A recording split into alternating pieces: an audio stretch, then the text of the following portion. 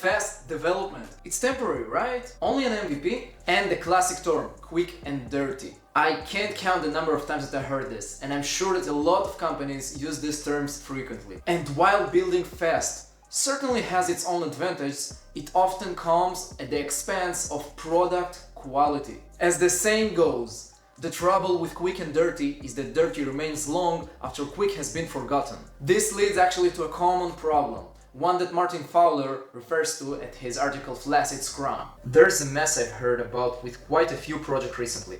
It works out like this. They want to use an Agile process and pick Scrum.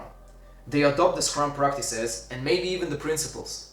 After a while, progress is slow because the code base is a mess. What's happened is that they haven't paid enough attention to the internal quality of their software. If you make that mistake, you'll soon find your productivity dragged down because it's much harder to add new features than you would like. Unfortunately, design is often overlooked in Agile frameworks, but it's important to understand that this is a mandatory engineering principle to maintain a sustainable development. And this is one of the main targets of this video. My goal is to explore how we can navigate the challenges of a fast-paced development and to maintain the product quality. Essentially, finding the balance between speed and robustness. We will talk about what is product quality, how we can really define it. We'll mention other methodologies that have an official design step, and in accordance we'll talk about the challenges of balancing Agile and design. And after this background, I will share with you design templates. Demonstrate how to use design templates following a practical example. And the last one is design next generation. How we can use automation in design, how we can use the power of AI and other smart tools. If this information might be useful for you, please like, subscribe, and most important, share your feedback and we'll grow this channel together. Thank you, and I really hope that you will enjoy this video. So, what does it even mean, product quality? How we can really define it? What are the actual quality characteristics that will be taken into account to evaluate software quality? In my career, I heard a lot of buzzwords to define product quality. For example, RFM. The product has to be reliable, flexible, and maintainable. Even more funny stuff, like what Uncle Bob once mentioned in his books, like the only valid measurement of code quality is the what the fucks per minute. But if being honest and to get the completed answer, I personally follow the official ISO 25010 quality model. It compromises the 9 quality characteristics shown in the following figure. So from left to right, we have the functional suitability, the performance efficiency, the compatibility, interaction capability. Actually, before interaction capability, it was known as usability in the last figure in 25,000 or 25,010. Then we have the reliability, security, maintainability, flexibility, and a new one, safety. Yeah, I know it might be scary. There are a lot of definitions here. In the next videos about tests, we'll go over each and every one of these definitions, explain generally about the quality model and how with the usage of it, we can measure the product quality. But as a general question, do you raise any of these characteristics before you jump to the implementation? Design step before jumping to code might improve the product quality. Let's examine the two sides of the same coin. Do we want to add design before the implementation? Of course that we don't want to reinvent the wheel here. So let's explore together what are the official techniques that are being used in the industry. On one hand, we have the planned design. It is based on the famous software change curve. It presents that as the project runs, it becomes exponentially more expensive to make changes. If we'll define cost as hours of work, it means that if a change has been made in the design phase, this is the phase detected below, and it costs 1 hour of work, it might cost tens and even hundreds times more in production. So on one hand, we have the planned design, and it is more a waterfall approach. One of the best ones, in my opinion, that follows the planned design is the V model methodology. Let's try to examine it. Okay, so let's jump to this example. So the V model is a software development lifecycle model where process executes sequentially in V shape. Okay, so you can see here the V shape.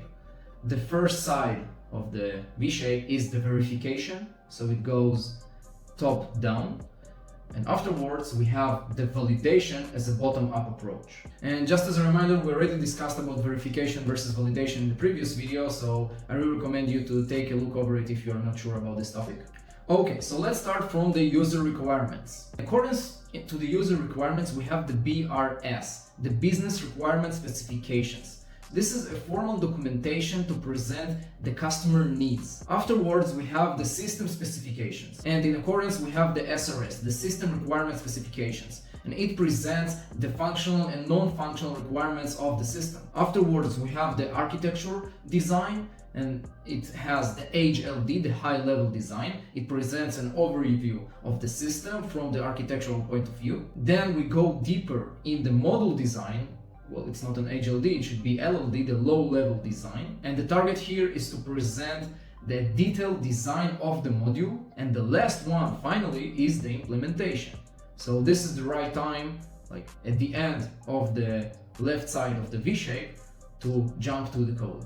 Afterwards, we have the unit test. Okay, so now we start the validation step to validate what we just implemented. So with the usage of unit test, we can check the internal behavior of the feature. Afterwards, we have the component testing. And as you can see, it corresponds with the model design, the low-level design. So with component testing, we can validate the module, right, the component itself, with mocks of internal components. Afterwards, we have the integration tests. So with integration tests at the same level as architectural design, so we can check how our model is embedded and how it behaves with other models. Next is the system testing. So in this case, we can check again on the same level as the system specifications, the SRS. So we can check how the whole system behaves. And the last one is user acceptance testing.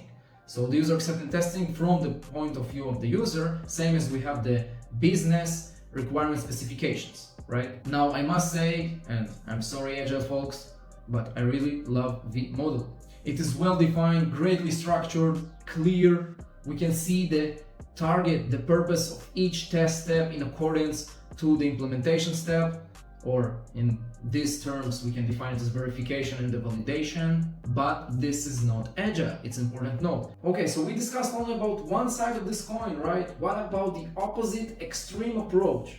The other approach is defined as evolutionary design, and it is more iteration based and in accordance follows Agile principles. And the most extreme example that I can take here is, take your guess, extreme programming. One of the main extreme programming practices is simple design. And they officially say that the best design for software is the simplest one that works. Following definitions like Yagni, you aren't gonna need it. You shouldn't add any code today, which will only be used by feature that is needed tomorrow. Yeah, it's super extreme. And following other approach like KISS, keep it super simple and dry, don't repeat yourself. Now, in accordance to this information, it might be perceived in contrast to the design process, right? To shed some light over this topic, I will use Martin Fowler's article, Is Design Dead? Now, I haven't mentioned it yet, but Martin Fowler is one of the main activists in Agile. He is actually one of the people that signed on Agile Manifesto, a true leader in this domain. And he wrote exactly how design is perceived in extreme programming and what his opinion about it. So I've tried to summarize it and to highlight the key points from this article. And I would like to go through it with you. Okay, so it seems that XP calls for the death of software design. Interesting, let's see what it thinks. So of course he also explains here about planned and evolutionary design, as we discussed. The first thing that I didn't know is that the most common actually is evolutionary design. Interesting. In its common usage, evolutionary design is a disaster. The design ends up being the aggregation of a bunch of ad hoc tactical decisions, each of which makes the code harder to alter. All right.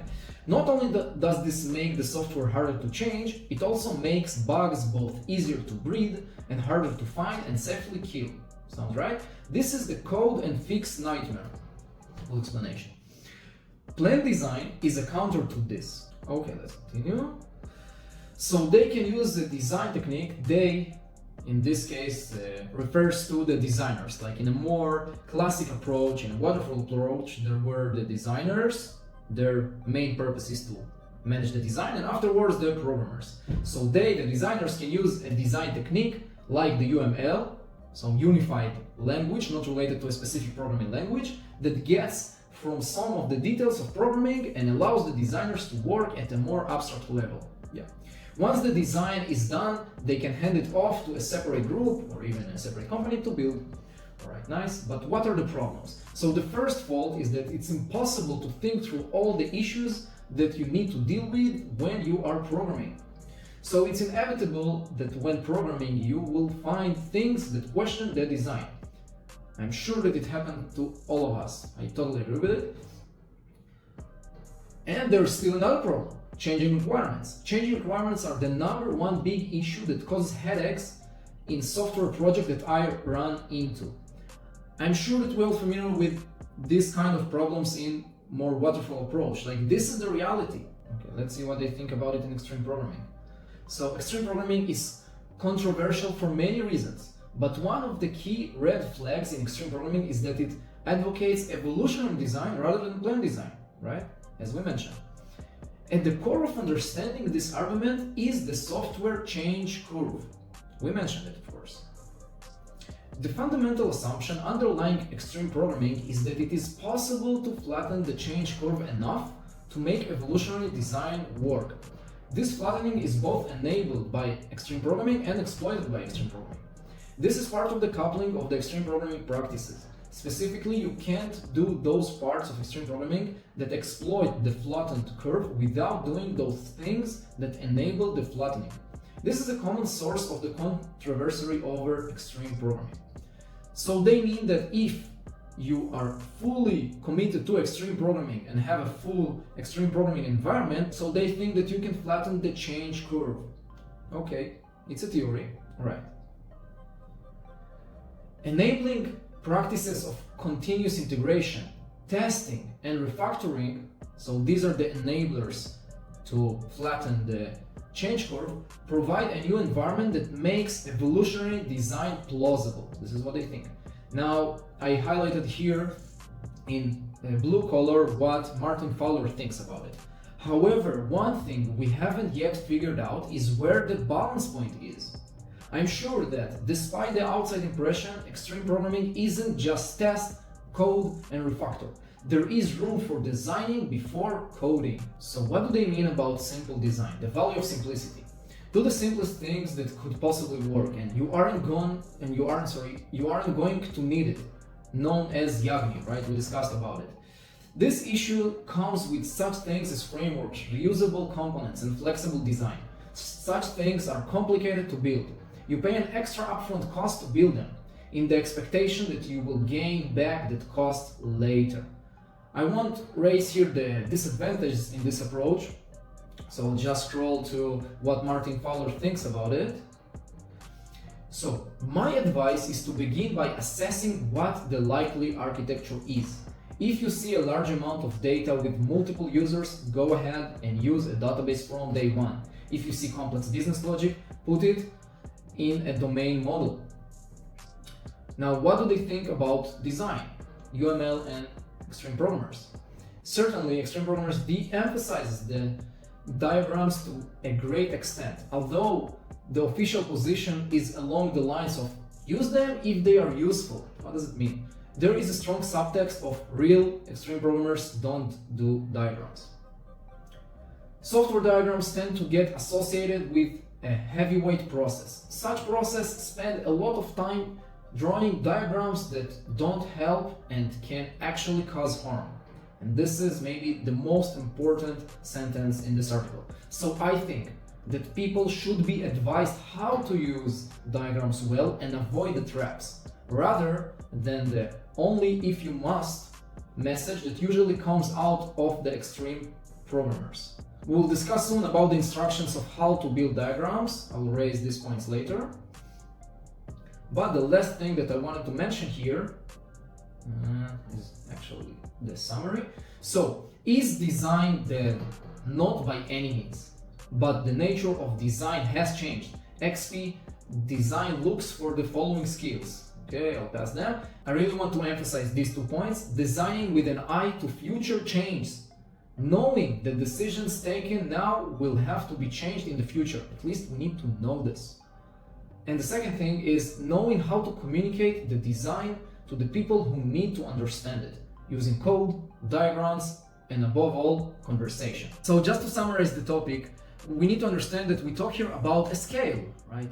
On one side we have the planned design, for example the V model, so it's more a structured process with tons of formal documentation like the SRS and BRS, and by the way I do encourage you to take a look over one of them, and it might be beneficial for some companies if they can accept the problems that we raised, such as change in the requirements. Now on the other side we have extreme programming, and for the companies that completely follow extreme programming practices and do believe that it is possible to make the change curve better, maybe this approach might be better for them. But I do believe that most of the companies are somewhere in the middle. This is also what I explained in my first video. And if you are there, please stick with me to the next video. We've covered a lot in this video, from what product quality really means to how design is perceived in other methodologies. I haven't expected this, but this video is longer than I thought, and I want to make it as precise and focused as possible, so I will split the remaining content to the next video. So in the next video, I'll explain to you how to integrate design in Agile framework. I'll provide you a design template and demonstrate how to use it following a practical example. And the next topic will be design next generation. We'll explore together what is the role of automation in design,